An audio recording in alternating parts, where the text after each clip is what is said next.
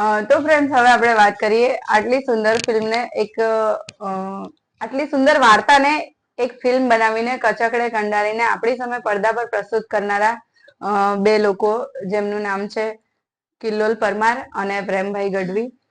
જાણીએ તેમની પાસેથી આ ફિલ્મ મેકિંગની અજબ ગજબ વાતો.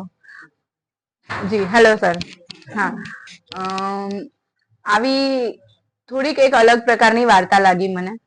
તો એ બનાવવા માટેનું તમને વિચાર કેવી રીતે આવ્યો? વિચાર એક તો મનમાં આવ્યો પહેલા તો કે આ બનાવવી જોઈએ એવું. અને એની વન લાઈન જયારે સૂજી હતી કે ભાઈ કોઈ છોકરી મંડપમાંથી કોઈ ખોટા માણસો ઉપાડી લે, જેને ભાગવું જ છે, તો શું થાય, સિચ્યુએશન ક્રિએટ કઈ રીતે થાય. આ વિચાર મને એકલા નહીં, એમને 3 માણસોને આવ્યો હતો. મારી સાથે બીજા 2 મિત્રો છે જેમણે આ ફિલ્મ લખી છે, આદિતિ વર્મા અને નિકિતા શાહ. સો અમે 3 જણાએ મળીને આ ફિલ્મ લખી અને બહુ મજા પડી. લખવાનો એક્સપિરિયન્સ બહુ અલગ હતો. ઓકે. એ ફિલ્મનો શેડ્યુલ અને એ બધું તમારે સેટઅપ કરવામાં કેટલો સમય લાગ્યો? એ સેટઅપ કરવામાં ખાસો સમય લાગ્યો. અમે લોકો પ્રી પ્રોડક્શનમાં ખાસો સમય લીધો હતો. જેમાં જ આની ઉંમર વધી ગઈ. એટલી એમાં ભવ્યના પૌત્ર થઈ ગયા. એટલો ટાઈમ લીધો. ના, પણ એવું નથી. અમે થોડું ખાસું કામ કર્યું એના ઉપર, જેથી કરીને એક્ટર્સને ફ્લોર ઉપર બહુ તકલીફ ના પડે. અને કિલ્લોલભાઈ એકચ્યુઅલી તમે જે કહો છો એમ સૌથી સિનિયર એ કિલ્લોલભાઈ છે અમારામાં. એમના વાળમાં પણ તમને દેખાશે. એમણે મસ્કરા નથી લગાડ્યા. એમને થૂંક લગાવવાની બી જરૂર નહીં પડે સાબિત કરવા માટે. તો પણ એમનો જે એક્સપિરિયન્સ છે અને બધું સાથે મળીને બહુ જ ઇઝીલી થઈ શકે એવો અમારો પ્રયત્ન હતો કે બધું સ્મૂથલી પતી જાય. અને 2.5-3 મહિના એની ઉપર કામ કર્યું, શોર્ટ ડિવિઝન થી લઈને બધા ઉપર. એટલે જયારે અમને એવું હતું કે અમારા એક્ટર્સ પાસે સ્ક્રિપ્ટ જાય તો એ સીન લખેલો હોય, એની સામેનું શોર્ટ ડિવિઝન હોય સ્ક્રિપ્ટમાં. સો વી વર વેરી ક્લિયર કે અમારે શું જોઈતું હતું. અને એટલે અમુક ઓછા દિવસોમાં ફિલ્મ પૂરી થઈ ગઈ. નહીતર દીપની ઉંમર હજી વધી જાય છે, એના કારણે બધું નાનો દેખાય છે ત્યાં સુધી પતાવી દઈએ. ઓકે. આ બધા જે કાસ્ટ તમે જે સિલેક્શન કર્યું છે, એ જ બધાને પ્રોપર સિલેક્ટ કરવા માટેનું કોઈ ખાસ રીઝન? બધા સારા કેરેક્ટર માટે કે પ્રોપર આ કેરેક્ટર માટે આ જ વ્યક્તિ શૂટ થશે એવું એમાં ઘણી વખત કેવું હોય, તમે વિચાર્યું હશે ને કે પ્રોપર તો તમે એમ નહીં વિચાર્યું હોય કે તમારો અંદરનો ઇન્સ્ટિંક્ટ હોય, તમને એવી ખબર પડે કે આ કેરેક્ટર છે ને તો આ સરસ કરશે, ભવ્ય આ કેરેક્ટર સરસ કરશે, આરોહી, હર્ષ છે, રાધિકા છે. એટલે એવું થયું કે તમે કોઈ રિપ્લેસ કર્યા હોય, પહેલા કોઈ બીજું વિચાર્યું હોય ને પછી આ લોકોને સિલેક્ટ કર્યા હોય, એવું થયું રિપ્લેસ થયું હોય એવું એક પણ આઈ વોઝ વેરી ક્લિયર કે આ રોલમાં હા, દીપે કહ્યું એમ પહેલા એને પેલું વિચાર્યું હતું કે ભાઈ નિલય વાળું કેરેક્ટર. પછી મને થયું યાર એ એની સાથે ઇનજસ્ટિસ થશે કે આ તન્મય વાળું કેરેક્ટર વધારે સારું કે એવું નહીં, પણ એના અભિનયની જે પાત્રતા છે ને એને વધારે સારી રીતે કરી શકે ઓબ્વિયસલી. જી હા. તો સર તમે કઈ કહેશો? કઈ નહીં બોલે. કેમ? ઉપવાસ તમને બોલાવા માટે રાખ્યા મને રાખ્યો છે બોલાવા માટે રાખ્યા છે. આટલા બધા તોફાની કેરેક્ટર ને તમે ક્રિએટ કર્યા છે, બધાને હેન્ડલ કેમ કર્યા તમે 17 રાત સુધી? કોઈને એમાંથી એ ભલે અત્યારે આટલી મસ્તી કરે છે, બધું એમના કામમાં બધા બહુ જ સિન્સિયર છે, બહુ જબરદસ્ત સિન્સિયર છે. એટલે જેમ રાધિકાએ કીધું, હું બી બહુ બ્લેસ છું. મારી પહેલી મૂવી છે ડિરેક્ટર તરીકે, કિલ્લોલભાઈની બીજી મૂવી છે.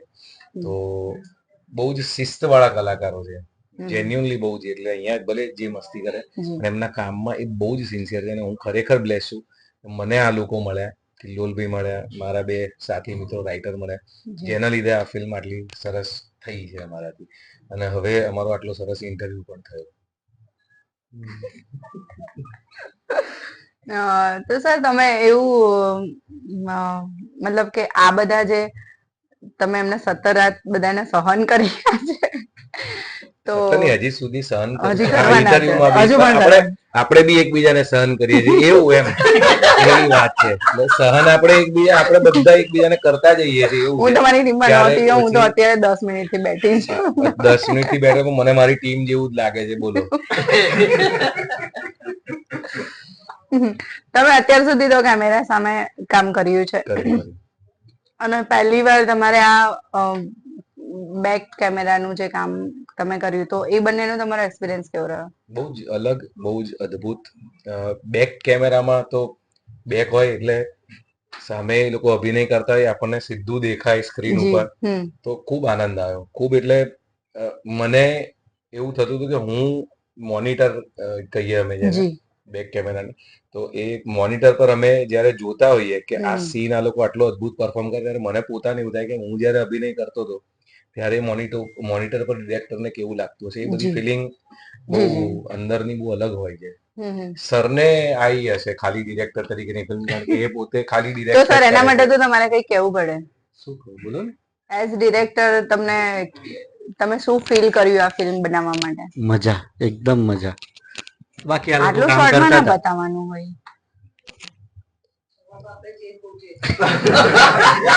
એમણે આટલો જવાબ આપ્યો. Man of few words.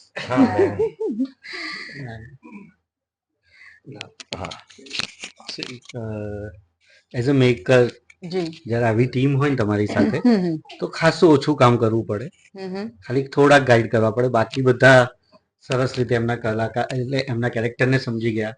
અમે જે પહેલા પ્રી પ્રોડક્શન કર્યું હતું જેમાં અમારી આખી ટીમ હતી, કેમેરામેન હતો, પાછળ ડીકે બેઠો છે, હતો તો લોકેશન ફાઇન કરવાના, એ બધું અમે બહુ વેલ પ્રિપેર્ડ હતા. અમને ખબર હતી કે શોટ અહીંયા મૂકીશું, એક કેમેરો અહીંયા હશે, આ અહીંયા હશે. તો એ રીતે જે અમારી ટીમ બની હતી. અને પછી જયારે આ લોકો એડ થયા તો એ લોકો એકદમ મર્જ થઈ ગયા. એમ ક્યાંય બી અમને સહેજ પણ એમ ના થયું યાર આ કેમ આમ કેમ. અને એ લોકો જે લઈને આવે ને, બેઝિકલી અમે એક વસ્તુ કરી હતી, એ લોકો ટેબલ પર ઘણી બધી નવી વસ્તુઓ લઈને આવે. અરે વાહ. એનાથી અમને ખાસો મજા પડી ગઈ અને જે તમે સ્ક્રીન પર જોયું. જી તમને બંનેને એક ક્વેશ્ચન મારો એવો રહેશે કે તમે જેવું ધાર્યું હતું જ્યારે વાર્તા લખતી હતી, કઈને ક્યારના એટલા બધા પૂછ્યા એને બોલો. એક મતલબ કે તમે મારું ભૂલાઈ દીધું તમે. અરે રે. એમ કે મીન્સ કે તમે જયારે વાર્તા લખવાની શરૂઆત કરી હતી, તમારા માઇન્ડમાં જયારે વાર્તા આવી હતી, તો એ વખતે જે તમે ફીલ કર્યું હતું કે આ કેરેક્ટર આવું હશે કે આવું હશે, તો આ બધા મળીને શું એ વાર્તાને યોગ્ય ન્યાય આપી શક્યા છે? તમે ફિલ્મ જોઈ? મેં તો જોઈ, પણ તમારી દ્રષ્ટિએ મને તો યોગ્ય જ લાગી, એકદમ પરફેક્ટ લાગી. ક્યાંય કોઈના વિશે તમને એવું લાગે છે કે નથી. યોગ્ય ના મળ્યો હોય તો તમને અમે ફિલ્મ બતાડી હોત? એ તો મને કેમ ખબર પડે? હા, એક્ઝેક્ટલી. એટલે યોગ્ય ન્યાય મળ્યો જ છે એટલે જ અમે આટલું પેલું શું કહેવાય ડેરિંગ કરીએ છીએ કે અમે અમારી ફિલ્મ રિલીઝ થઈ એ પહેલા લોકોને બતાડી રહ્યા. જી. જનરલી લોકોને એ પેલો ઇન્ફેરિટી કોમ્પ્લેક્સ હોય કે વર્ડ ઓફ માઉથ ખરાબ બહાર જશે તો, નેગેટિવ પબ્લિસિટી થશે તો, પણ અમે જોયું back of the camera monitor પર કે આ લોકોએ બહુ સરસ કામ કર્યું છે અને બહુ જ અદ્ભુત રીતે ન્યાય આપ્યો છે એમના પાત્રોને. બધા એક એક માણસ નાનામાં નાના તમારી વાર્તા મુજબ એકદમ અમારી વાર્તા. ઘણી વાર શું છે એ વાર્તા મારી હતી પછી અમારા બધાની થઈ ગઈ. જી. અને એ બધાની થાય ને ત્યારે જ આટલો સરસ પ્રયાસ થઈ શકે એવું હોય. ચોક્કસ. ઓકે, તો તમને ખૂબ ખૂબ અભિનંદન તમારી ફિલ્મ માટે અને best of luck. Thank you ma'am. Thank you so much interview માટે. અરે ઇન્ટરવ્યુ એમની આગલી ફિલ્મ હતી ને એનું નામ ઇન્ટરવ્યુ જ હતું. અચ્છા. પહેલી ફિલ્મ ડિરેક્ટ કરી ને. ઓકે, હા. તો ઇન્ટરવ્યુ માટે થેન્ક યુ સર.